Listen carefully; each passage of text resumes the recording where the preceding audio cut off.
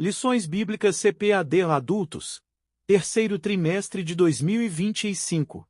Título: A Igreja em Jerusalém: Doutrina, Comunhão e Fé.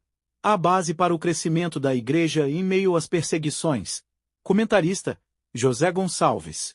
Lição 3. Uma Igreja fiel à pregação do Evangelho. Data: 20 de julho de 2025. Texto áureo. E, quando Pedro viu isto, disse ao povo: Varões israelitas, por que vos maravilhais disto?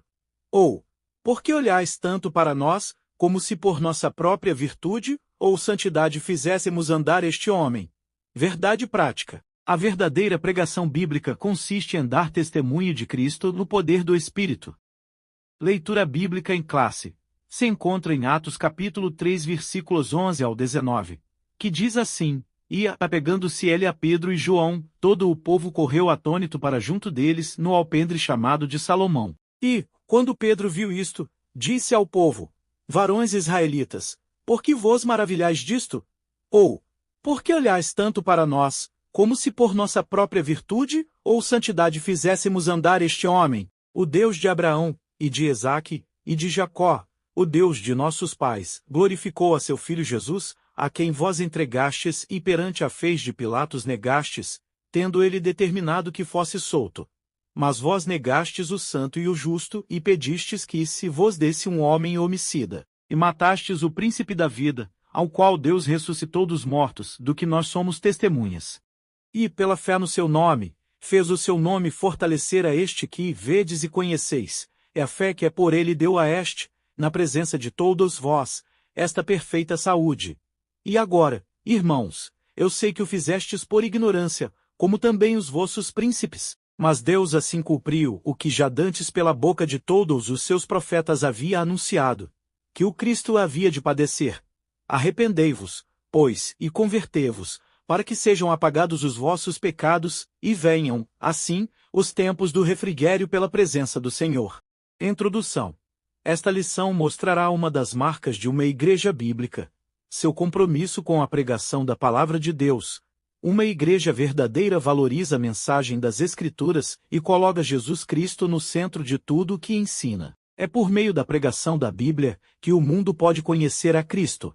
Além disso, uma igreja bíblica prega no poder do Espírito Santo. Não transmite apenas palavras vazias, mas a mensagem viva e transformadora que vem da inspiração do Espírito de Deus. Por fim, uma igreja bíblica traz esperança para aqueles que já não enxergam saída.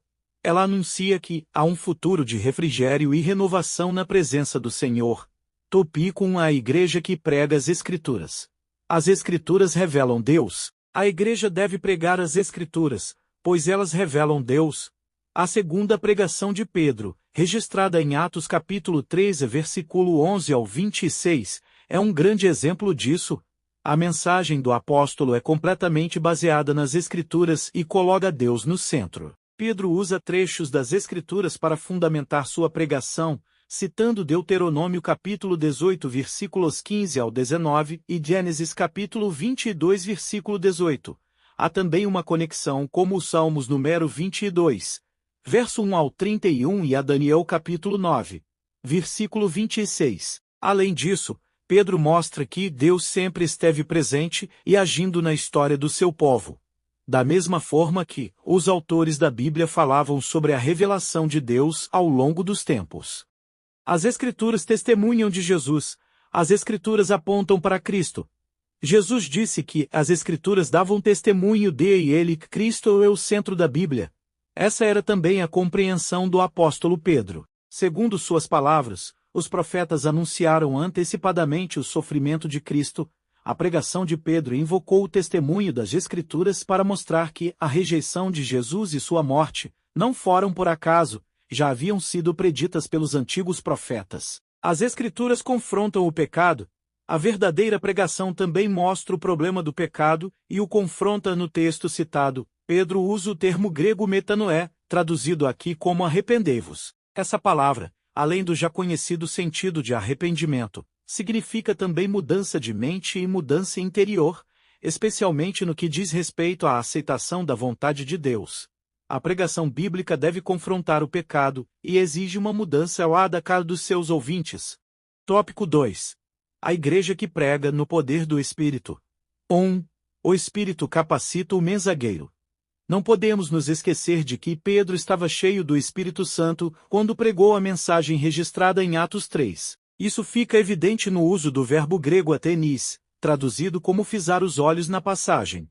E Pedro, com João, fitando os olhos nele. O estudioso Strong explica que, no Novo Testamento, esse termo é usado para descrever momentos de revelação, reconhecimento ou atenção especial, geralmente ligados a acontecimentos divinos ou milagrosos.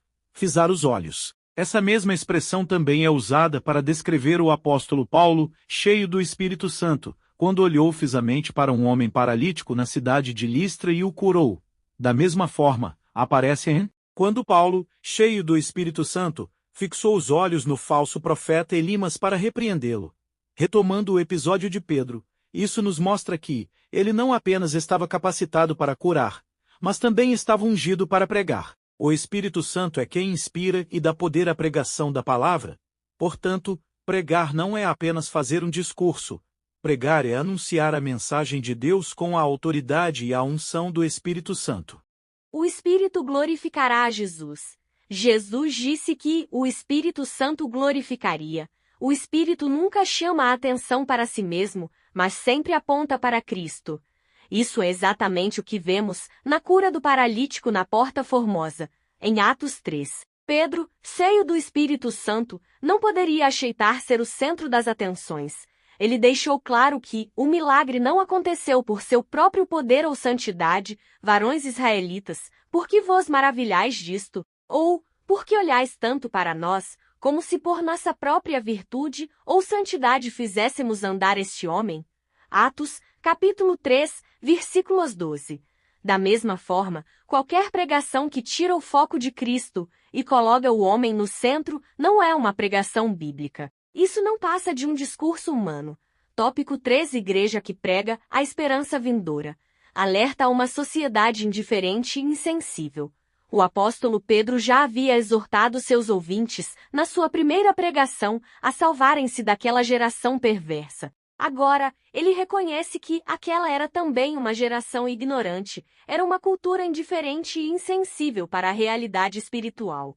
Era, portanto, uma geração sem esperança. A insensibilidade às coisas espirituais é a marca daqueles que não conhecem a Deus. É a essas pessoas que a mensagem da cruz deve ser pregada.